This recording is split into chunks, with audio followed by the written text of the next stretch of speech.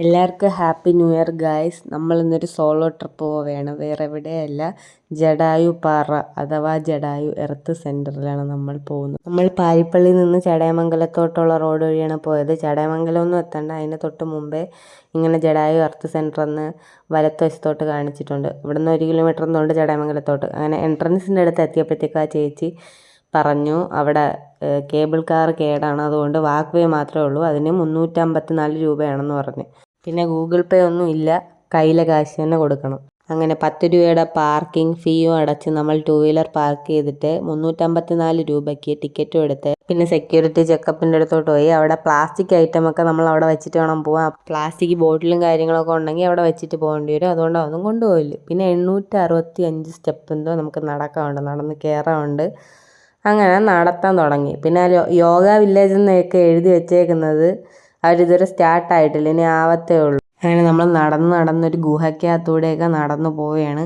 പിന്നെ നിങ്ങൾ ബാഗൊക്കെ ഉണ്ടെന്നുണ്ടെങ്കിൽ ചെറിയ ബാഗ് എടുക്കാവുള്ളൂ, ഇല്ലെങ്കിൽ അവിടെ ക്ലോക്ക് റൂമിൽ വെക്കേണ്ടി വരും. അങ്ങനെ ഒടുവിൽ നടന്ന് നമ്മൾ മുകളിൽ കയറി എത്തി. അവസാനം എത്തുമ്പോൾ സ്റ്റെപ്പൊന്നുമില്ല, കുത്തനെയാണ്. പിന്നെ അത് കഴിഞ്ഞിട്ട് കുറച്ച് ദൂരം കഴിയുമ്പോഴേ സ്റ്റെപ്പ് വരത്തുള്ളൂ. ഞാനിപ്പോൾ നിൽക്കണ ഹെലിപ്പാഡാണ്. പിന്നെ മുകളിൽ കാണിക്കുന്നത് വെച്ചാൽ കേബിൾ കാർ അവിടെയാണ് കൊണ്ട് നിർത്തുന്നത്.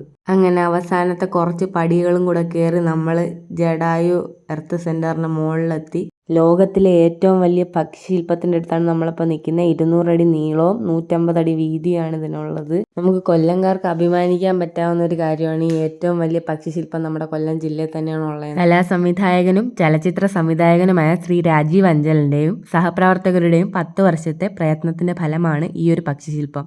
ഇതിന് സമീപത്തായി തന്നെ ഒരു രാമക്ഷേത്രവും ഉണ്ട്. അവിടെ ഭയങ്കര റഷ് ആയതുകൊണ്ട് ഞാൻ അതിൻ്റെ അടുത്തുള്ള ഗ്യാലറിയിൽ പോയിരുന്നു. ഈ ഒരു ഗ്യാലറിയിൽ ഇരിക്കുമ്പോൾ ശില്പത്തിൻ്റെ നല്ലൊരു വ്യൂവും കിട്ടും. പിന്നെ പുറകെ നിറച്ച് പച്ചപ്പാണ്, ഇങ്ങനെ ചെടികൾ കൊണ്ട് നിറഞ്ഞ് നിൽക്കുന്ന പോലെ കാണാം. അങ്ങനെ കുറച്ച് നേരം അവിടെ ഇരുന്ന് റെസ്റ്റ് എടുത്ത് നടന്നു വന്ന ക്ഷീണമൊക്കെ മാറ്റി. ഈ ഒരു പക്ഷിശില്പത്തിൻ്റെ ഐതിഹ്യം എന്തുവാണെന്ന് പറഞ്ഞാൽ, രാവണൻ സീതയെ തട്ടിക്കൊണ്ട് പോകാൻ നേരം തടയാൻ വേണ്ടിയിട്ട് നിന്ന ജടായുവിൻ്റെ ചിറക് ഇങ്ങനെ അരിഞ്ഞു മാറ്റും. അപ്പം ജടായു ഈ ഒരു പാറയിൽ വന്നിട്ടാണ് നിലം പതിച്ചത്. ഐതിഹ്യം എന്ന് പറഞ്ഞാൽ അതിൻ്റെ പിന്നിലുള്ള കഥയെന്നാണ് കേട്ടോ.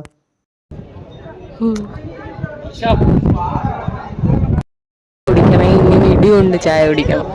വീട്ടിലെങ്കിലും കിട്ടാത്ത പോലെ ജടായു പാറയിൽ വന്നിട്ട് ചായ കുടിക്കാൻ പോകും. ഉയരം കൂടുന്തോറും ചായയുടെ സ്വാദ് കൂടും എന്ന് പറയുന്ന പോലെ ഉയരം കൂടുന്തോറും ചായയുടെ വില കൂടും. 50 രൂപയാണ് ഒരു ചായക്ക്.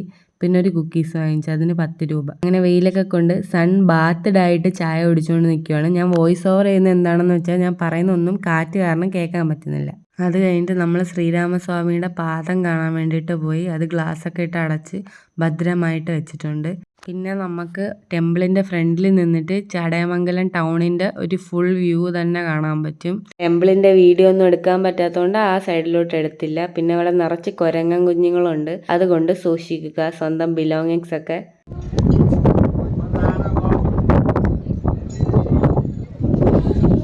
ആളുകൾ വിചാരിക്കും എനിക്ക് വട്ടാണെന്ന്, പക്ഷെ എനിക്ക് വട്ടമൊന്നുമില്ല. ഇപ്പം എനിക്ക് മലയാളം സംസാരിക്കാൻ വല്ല പേടിയൊന്നുമില്ല, കാരണം ഇവിടെ അധികം മലയാളീസൊന്നുമില്ല, വേറെ ഭാഷയിലുള്ള ആൾക്കാരാണ്. ഗൈസ്, നിങ്ങൾ മലയുടെ മുകളിൽ നിന്ന് സൺസെറ്റ് കണ്ടിട്ടുണ്ടോ? സൂപ്പറാണ്. സൂര്യൻ അങ്ങനെ മേഘങ്ങളിലോട്ട് മറയുന്നത് നമ്മളിങ്ങനെ നോക്കിക്കൊണ്ട് നിന്ന് അപ്പോഴാണ് കേബിൾ കാർ ഇങ്ങനെ ആടി ഉലയുന്നത് കണ്ടത്. നല്ല കാറ്റായതുകൊണ്ടാണെന്ന് തോന്നുന്നു കേബിൾ കാറിൽ ആളെയൊന്നും അങ്ങനെ കയറ്റുന്നില്ല. അതോ ഇനി എന്തെങ്കിലും ടെക്നിക്കൽ ഇഷ്യൂ ആണെന്ന് അറിഞ്ഞുകൂടാ കേട്ടോ. ഇവിടെ ഇങ്ങനെ ഈ കാറ്റൊക്കെ കൊണ്ട് നിൽക്കാൻ നല്ല രസമുണ്ട് ഗൈസ്. ഇത്രയും കോസ്റ്റ്ലി ആയതുകൊണ്ടാണെന്ന് തോന്നുന്നു ഇവിടെ ഉള്ള ആരും വരാത്തത്. ഞാനും ആദ്യം ഒന്ന് മടിച്ച്, പിന്നെ എന്തായാലും വന്നതല്ലേ, അതുകൊണ്ട് കണ്ടിട്ട് പോകാമെന്ന് വിചാരിച്ച്. അതുകൊണ്ട് ഇത്തരത്തിലുള്ള ഈ ഒരു വ്യൂ ഒക്കെ കാണാൻ പറ്റുന്നുണ്ട്. അങ്ങനെ നമുക്ക് പതുക്കെ ഇറങ്ങി തുടങ്ങാം, ഇല്ലെന്നുണ്ടെങ്കിൽ ഇനി ഇറങ്ങുമ്പോൾ ലേറ്റാവും, ഇരുട്ടും.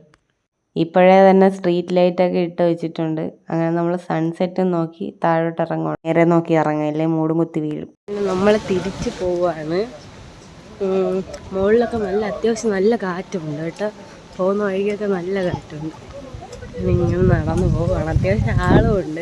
ഇവിടെ കേബിൾ കാർ കേടായിരുന്നു, അപ്പം ആൾ കാണത്തില്ലെന്നാണ് വിചാരിച്ചത്, പക്ഷെ അത്യാവശ്യം ആളുണ്ട്. ഇതാണ് ഞാൻ ആദ്യം പറഞ്ഞ സ്ലോപ്പ്. ഇങ്ങോട്ട് കയറി വന്നപ്പോൾ അധികം റഷ്യാണെന്നാണ് കാണിക്കാൻ പറ്റുന്നത്. ഈ മലയൊക്കെ കയറുമ്പോൾ എനിക്ക് ഇറങ്ങാനാണ് ബുദ്ധിമുട്ട്. കയറാൻ വലിയ പ്രശ്നമില്ല, ഇറങ്ങുമ്പോൾ കാലൊരുമാതിരി.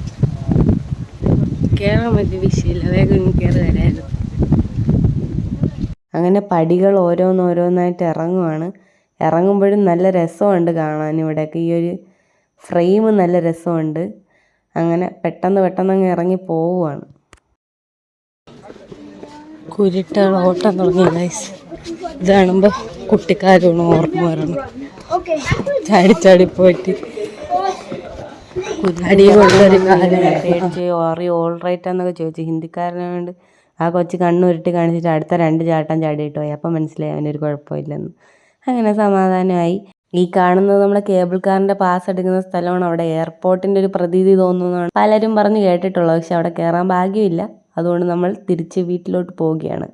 അങ്ങനെ ജടായു പാറയിൽ കയറണം എന്നുള്ള ആഗ്രഹം അങ്ങ് തീർന്നു കിട്ടി. കൊച്ചു പിള്ളേരൊക്കെ എൻ്റെ വീഡിയോ കാണുന്നുണ്ടെങ്കിൽ ഇപ്പോൾ ഇങ്ങനെയാണെന്ന് വാശി പിടിക്കരുത്. നിങ്ങൾ സ്വയം പര്യാപ്തതയുള്ളൊരു അഡൽട്ടായിട്ട് ഇങ്ങനെ സോളോ ട്രിപ്പോ ഫാമിലിയോ ഫ്രണ്ട്സോ ആയിട്ടൊക്കെ പോകുക കേട്ടോ.